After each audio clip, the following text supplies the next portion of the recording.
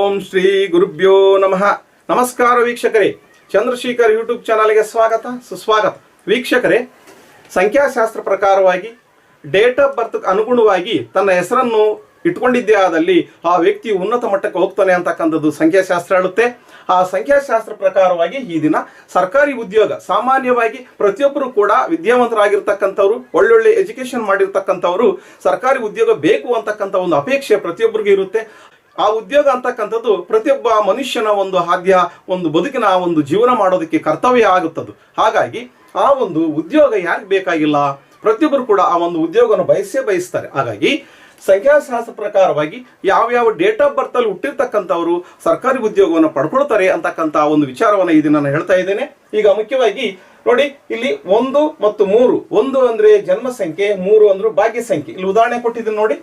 1ನೇ ತಾರೀಕು 9ನೇ ತಿಂಗಳು 1964ನೇ ಇಸ್ವಿಯಲ್ಲಿ ಹುಟ್ಟಿರ್ತಕ್ಕಂಥವ್ರನ್ನ ಈಗ 1, 3 ಕಾಂಬಿನೇಷನ್ ಬರುತ್ತೆ ಅವರಿಗೆ. 1, 9, 1, 9, 6, 4 ಎಲ್ಲನ ಟೋಟಲ್ ಆಗಿ ನಾವು ಕೂಡಿದಾಗ 1 ಮತ್ತು 3 ಭಾಗ್ಯ ಸಂಖ್ಯೆ 3 ಬರುತ್ತೆ. ಈ ಒಂದು ಕಾಂಬಿನೇಷನ್ ಅವರಿಗೆ ಸರ್ಕಾರಿ ಉದ್ಯೋಗ ಲಭಿಸುತ್ತೆ. ಅದೇ ರೀತಿಯಾಗಿ 1, 7 combination, 1, 9 combination, 6, 1 combination, 7, 3 combination, 4, 9 combination, 4, 2 combination ಅವರಿಗೆ. ವೀಕ್ಷಕರೇ, ಈ ಕಾಂಬಿನೇಷನ್ ಅಲ್ಲಿ ಹುಟ್ಟಿರ್ತಕ್ಕಂಥವರಿಗೆ ಸರ್ಕಾರಿ ಉದ್ಯೋಗ 100% ಲಭಿಸುತ್ತೆ. ಹೇಗೆ ಅಂತಂದ್ರೆ ತನ್ನ ಡೇಟ್ ಆಫ್ ಬರ್ತ್ಗೆ ಅನುಗುಣವಾಗಿ ತನ್ನ ಹೆಸರು ಹೊಂದಾಣಿಕೆ ಆಗಿರಬೇಕು. ಯಾವ ಶಾಸ್ತ್ರ ಮುಖಾಂತರವಾಗಿ? ನ್ಯೂಮರಾಲಜಿ ಪ್ರಕಾರ, ಸಂಖ್ಯಾಶಾಸ್ತ್ರ ಪ್ರಕಾರವಾಗಿ ಈ ಡೇಟ್ ಆಫ್ ಬರ್ತ್ಗೆ ಅವರ ಹೆಸರು ಹೊಂದಾಣಿಕೆ ಆಗಿರಬೇಕು. ಆ ಹೊಂದಾಣಿಕೆ ಆಗಿದ್ದೇ ಅಲ್ಲದೆ ಪ್ರೊನೌನಾಲಜಿ ಸಿಸ್ಟಮ್ ಅಲ್ಲಿ ಅವರ ಹೆಸರು ಗುಡ್ ಪ್ರೊನೌನ್ಸಿಯೇಷನ್ ಇರಬೇಕು, ಒಳ್ಳೆಯ ಅರ್ಥವುಳ್ಳಂತಹ ಹೆಸರಾಗಿರಬೇಕು. ಮತ್ತೆ ಗ್ರಾಫಾಲಜಿಯಲ್ಲಿ ಎಷ್ಟು ಅಕ್ಷರ ಇರಬೇಕು, ಎಷ್ಟು ಅಕ್ಷರ ಇದ್ರೆ ಯಾವ ಸಂಖ್ಯೆ ಇರಬೇಕು, ಹಾಗಾಗಿ ಮತ್ತು ಮೊದಲನೇ ಅಕ್ಷರಕ್ಕೂ ಕೊನೆಯ ಅಕ್ಷರಕ್ಕೂ ಯಾವ ರೀತಿಯ ಸಂಬಂಧ ಇರಬೇಕು ಅಂತಕ್ಕಂಥದ್ದು ಬಹಳ ಮುಖ್ಯ ಆಗುತ್ತೆ.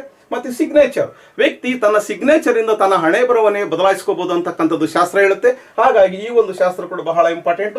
ಮುಖ್ಯವಾಗಿ ವಾಸ್ತು ಅಂತಕ್ಕಂಥದ್ದು ಪ್ರತಿಯೊಬ್ಬ ವ್ಯಕ್ತಿಗೂ ಕೂಡ ತಾನು ವಾಸ ಮಾಡ್ತಕ್ಕಂಥದ್ದು, ಕೆಲಸ ಮಾಡ್ತಕ್ಕಂಥ ಸ್ಥಳ ಬಹಳ ಮುಖ್ಯ ಆಗುತ್ತೆ. ಈ ಎಲ್ಲಾ ಶಾಸ್ತ್ರಗಳ ಆಧಾರದ ಮೇಲೆ ಆ ವ್ಯಕ್ತಿಯು ತನ್ನ ಡೇಟ್ ಆಫ್ ಬರ್ತ್ಗೆ ತನ್ನ ಹೆಸರನ್ನ ಹೊಂದಾಣಿಕೆ ಮಾಡಿಕೊಂಡಿದ್ದೇ ಆದಲ್ಲಿ ಆ ವ್ಯಕ್ತಿಯು ತನ್ನ ಜೀವನದಲ್ಲಿ ಅದ್ಭುತವಾದ ಜೀವನವನ್ನ ಸಾಗಿಸ್ತಾನೆ ಅಂತಕ್ಕಂಥದ್ದು ಈ ಎಲ್ಲಾ ಶಾಸ್ತ್ರಗಳ ಆಧಾರದ ಮೇಲೆ ಹೇಳ್ಬೋದು. ವೀಕ್ಷಕರೇ, ಈ ಒಂದು ವಿಡಿಯೋ ನಿಮ್ಗೆ ಇಷ್ಟ ಆದರೆ ಲೈಕ್ ಮಾಡಿ, ಸಬ್ಸ್ಕ್ರೈಬ್ ಮಾಡಿ, ಕಮೆಂಟ್ ಮಾಡಿ ಹಾಗೂ ಶೇರ್ ಮಾಡಿ. Thank you.